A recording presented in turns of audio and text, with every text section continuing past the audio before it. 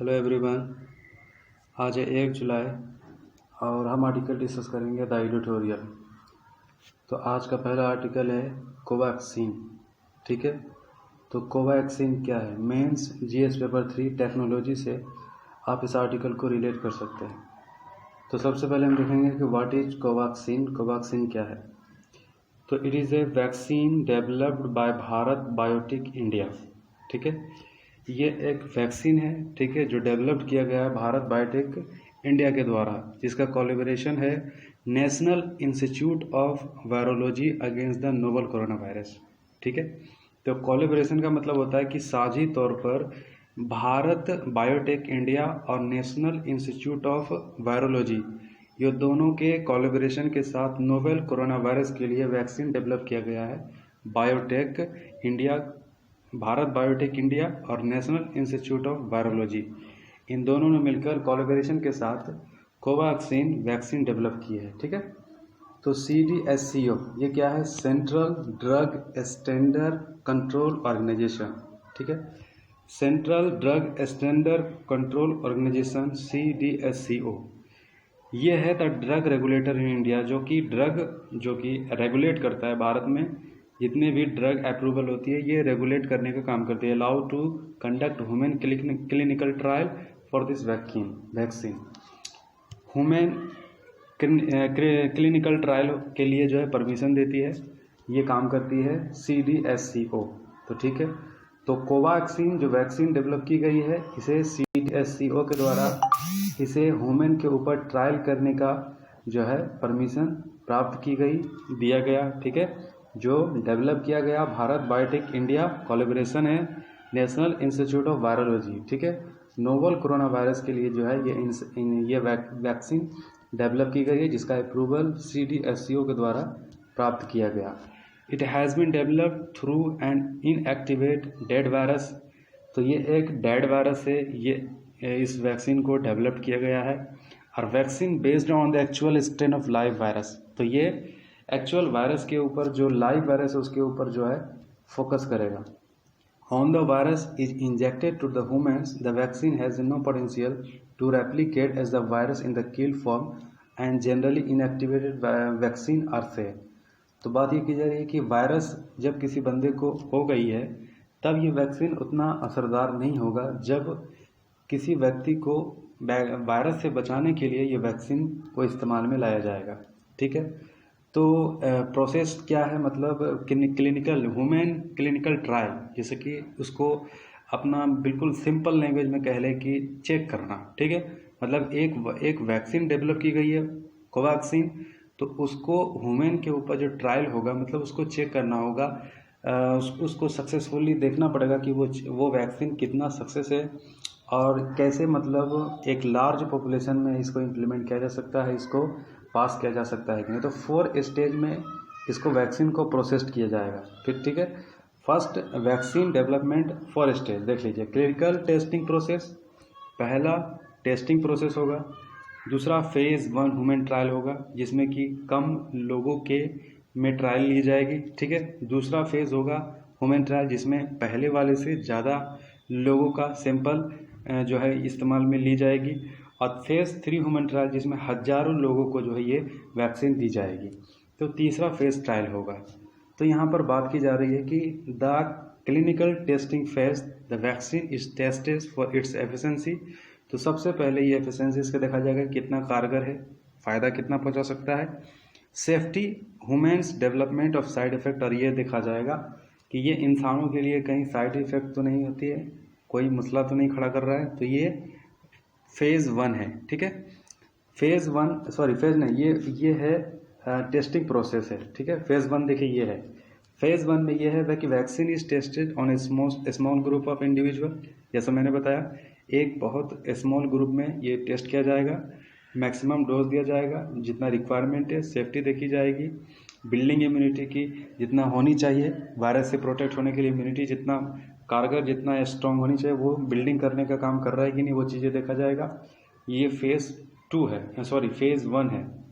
Phase 2 में ये बात की जाएगी, फेज़ 1 से लार्ज ग्रुप के नंबर को लिया जाएगा। ठीक है, और उसमें जो है डिफरेंट एज के लोगों को लिया जाएगा। और उस वैक्सीन की कारगरता देखी जाएगी, कितना एफिशिएंट से कितना कारगर है। फेज़ 3 में 1000 लोगों को के पेशेंट पर जो है ये चेक किया जाएगा और फिर मॉनिटर की जाएगी कि इसका इम्पैक्ट क्या है। ठीक है, तो ये है पूरा प्रोसेस। तो ये आपको, आई होप कि आपको समझ में आया होगा। तो CDSCO had approved for human trial, तो इसको अप्रूव्ड कर दिया गया। ठीक है, जैसा कि मैंने ऊपर में ही बताया।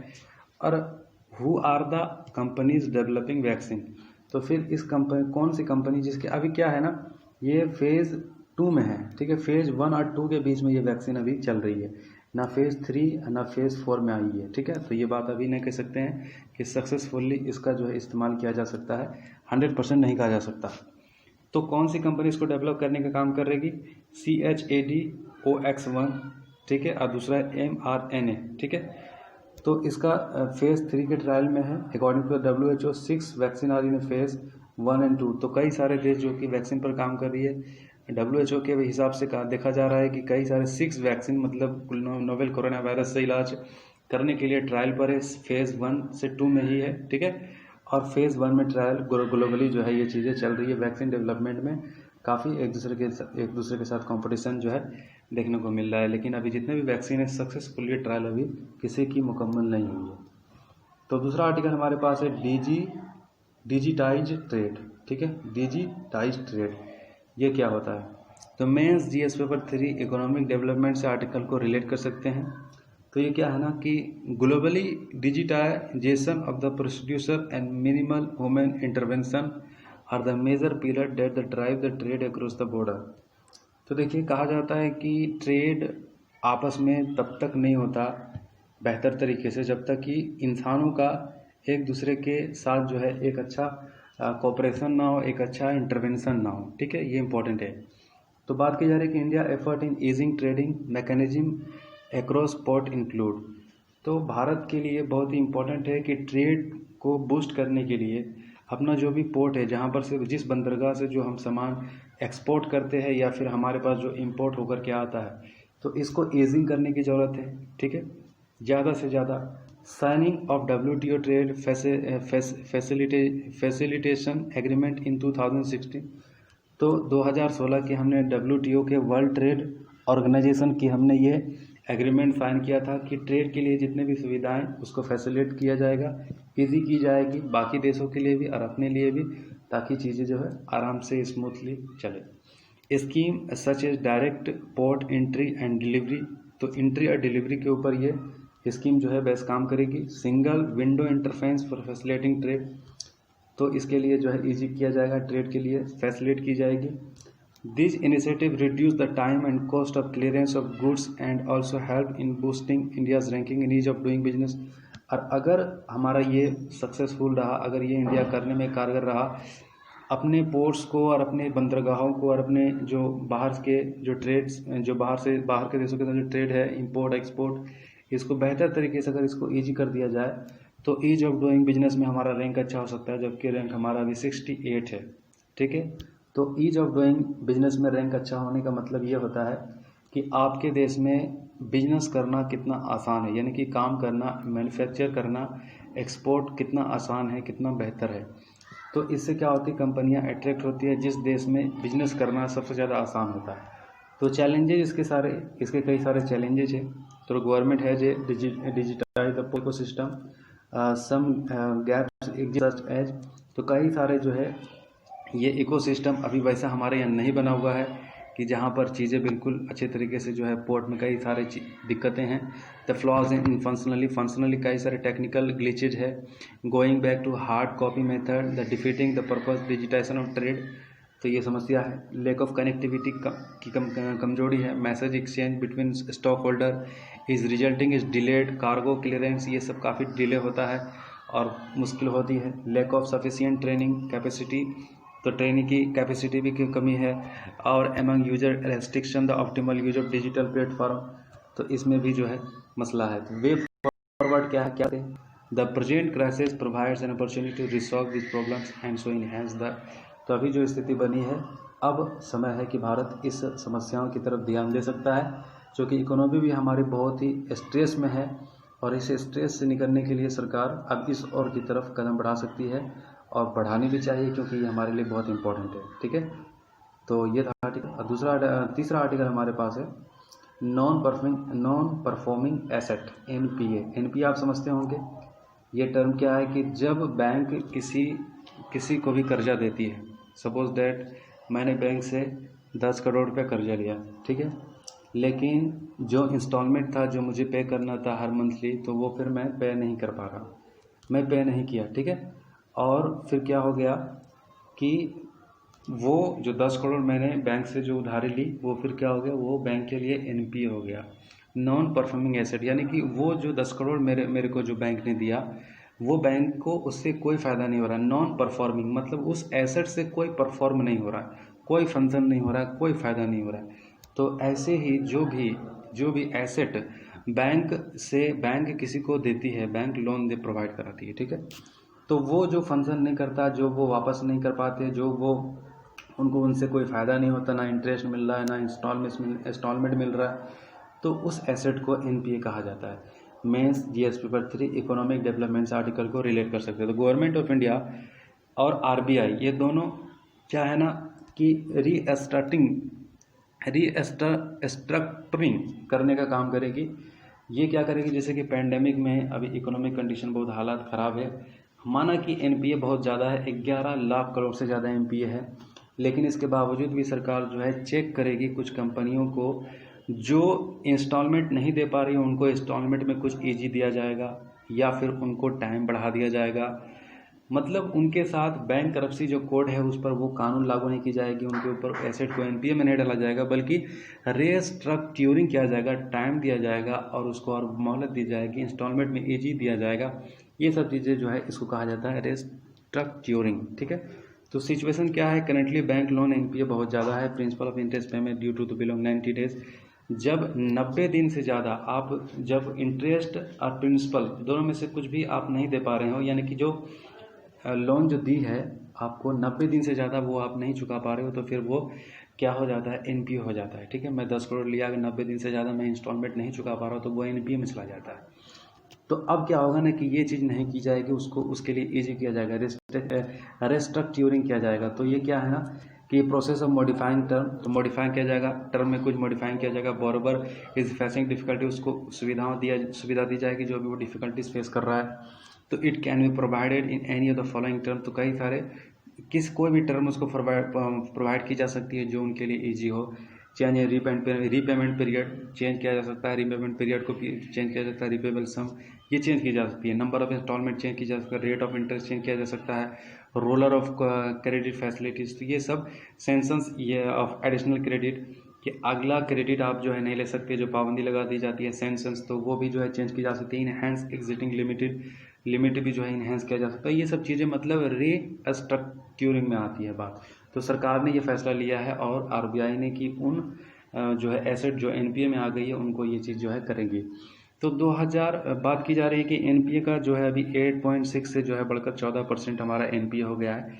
फाइनेंशियल ईयर 2020-21 के अनुमान ये की जा रही है कि 14% हमारा जो है एनपीए हो चुका है और ये आगे और भी बढ़ जाएगी अगर इस तरह का अगर सरकार स्टेप लेगी तो। ठीक है, ड्यू टू पैंडेमिक माना कि बोरोवर जो है सक्षम नहीं है लौटाने में, लेकिन फिर भी इस तरह का ये एक अच्छा कदम नहीं माना जाएगा जो छूट दी जा रही है। Bank after recognisation NPA have to assign certain provision from their reserve so that the bank can sustain the future। तो सवाल ये है कि फिर बैंक के लिए मुश्किल हो जाएगा स्थिति फिर सर्वाइव करना, सस्टेन करना आगे चल के। तो हिस्ट्री क्या रहा है, हिस्ट्री यही रहा है कि जैसे कि आरबीआई ने जितने भी एनपीए को रीस्ट्रक्चरिंग में डाल देती है, तो फिर आरबीआई के लिए पहचानना मुश्किल हो जाता है कि वो एसेट एनपीए है या फिर वो एसेट जो है एनपीए। मतलब क्या होता है ना कि आप एक एस्टिमेट लगा लेते हैं, आरबीआई एस्टिमेट लगा लेते हैं कि इतना एनपीए हो चुकी है, इतना एसेट जो है स्ट्रेस एसेट हो चुका है, लेकिन अगर रीस्टार्टिंग में डाल दिया जाएगा तो एनपीए पता नहीं चलेगा कि कितना है। ठीक है, ये एक प्रॉब्लम है। आरबीआई जो 2015 की जो बात है, ह्यूज इंक्रीज जब हो गई थी, तो NPA level as a bank had to recognise asset as NPA. तो ये फिर दिक्कत वही मसला जो मैंने आपको बताया, एनपीए पहचाना दिक्कत हो जाएगा, रीस्ट्रक्चरिंग कर देगी तो फिर एनपीए पहचाना दिक्कत हो जाएगा कि एनपीए क्या है, कितना है, कैसा है। तो ये मसला है। ठीक है, तो बड़े सुझाव दी जा रही है, कहा जा रहा है कि ये एक अच्छा फैसला नहीं रहेगा, सरकार ने जो कदम उठाई है तो इसके बारे में ये बात कही जा रही है। और चौथा आर्टिकल हमारा है सार्क और चाइना।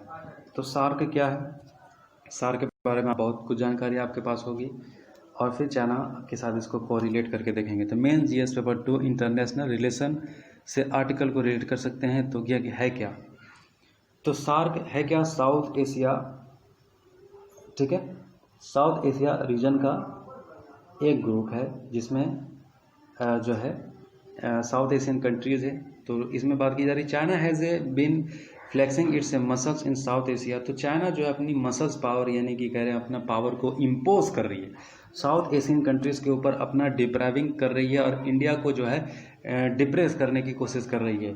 तो it has been observe in case of, तो आप देखिए ऑब्जर्व कर सकते हैं, जैसे कि आप इसके उदाहरण देखिए, नेपाल की जहाँ तक बात है, नेपाल की आइडियोलॉजी चाइना की आइडियोलॉजी की तरह होती चली जा रही है और नेपाल चाइना के हित के तरह बात करता चला जा रहा है, ठीक है। और दूसरी तरफ बात करें बांग्लादेश की, तो बांग्लादेश जो है तकरीबन जो है चाइना जो है टैरिफ एग्जाम्पशन की बात करें कि टैरिफ में जो है छूट 97% जो है बांग्लादेश को दे रही है।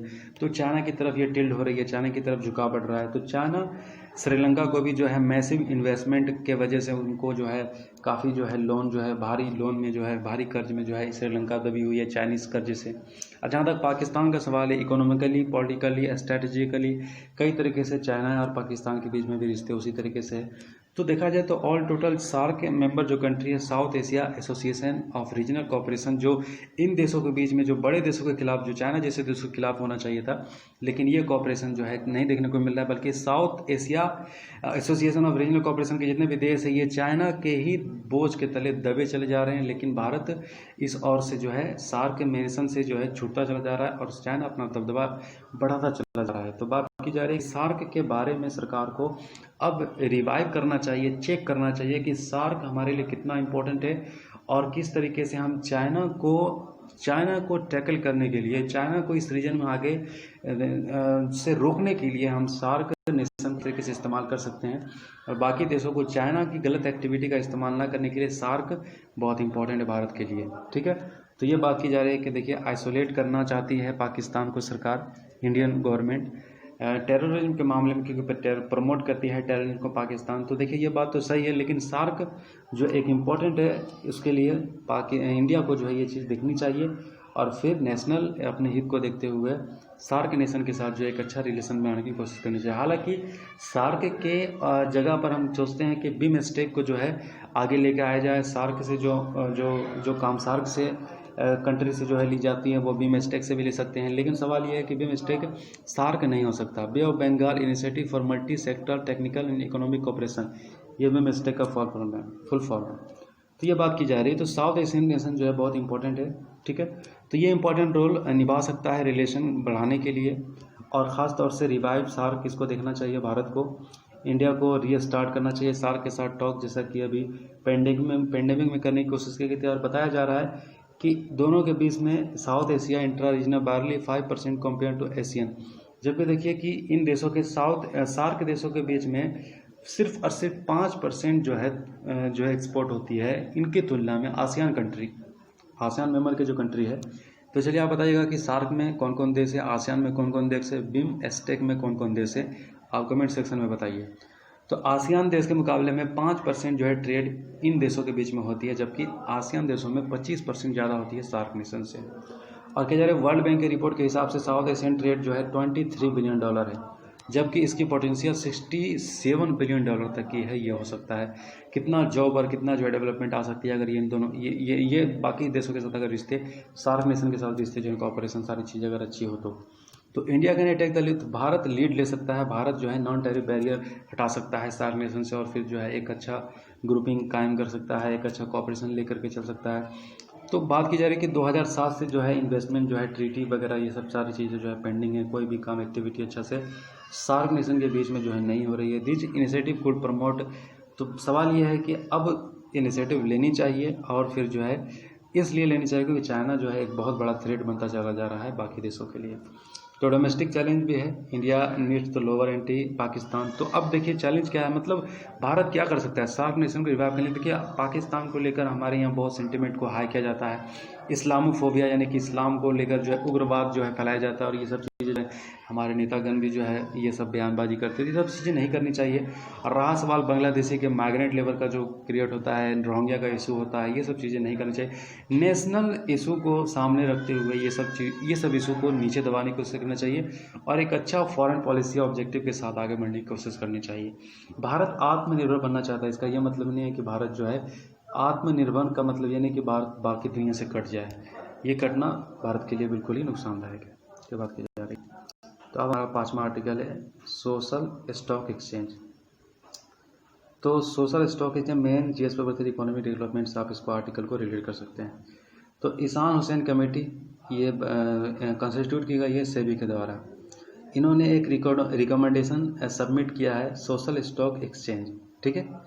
तो ऑन सोशल स्टॉक एक्सचेंज के ऊपर ये एक रिकमेंडेशन जो है सबमिट की है। सोशल स्टॉक एक्सचेंज ये क्या है, तो आप इसके बारे में पढ़ लें, ठीक है, ज़्यादा बड़ा कर रहा है वीडियो। तो ये introducing standard report on impact measurement norm for NGO development for new category social auditor to evaluate to impact by the NGO to committee respond 3 months of fundraising of for NGO mutual fund. NGO can approach a mutual fund house to promote a fund where the investor get back their principal while the interest of profit earned will go to the NGO to meet the social demand. तो example दी जा रही है HDFC cancer mutual fund social venture fund, these are the permitted through SEBI alternative investment fund category 1 rules in this process a fund manager will pull the money from the investor and then it is provided to the NGO as a grant. So see direct listing on SSC. The process is called the zero coupon to zero principal. It is type of a bond. Investor buy this bond based on the NGO reputation, social impact they create. The money accrued, both principal and interest by the NGO need to be the return to the investor. Listing provide the NGO with the visibility, credibility, funding necessary, help NGO to get more publicity and help them to attract more donor for their work. It recommended the NGO that raise fund through SSC need to report the social impact they have created using a specific framework. It proposed giving tax benefit and other support to the participating NGO. These recommendations help in developing an inclusive foundation for social. I hope ये article भी आपको समझ में आया होगा। अगर नहीं समझ में आया तो एक एक लाइन पढ़ करके स्टे करके अच्छा से समझ लो, ठीक है। आई होप कि आर्टिकल आपको पसंद आया होगा। Thank you.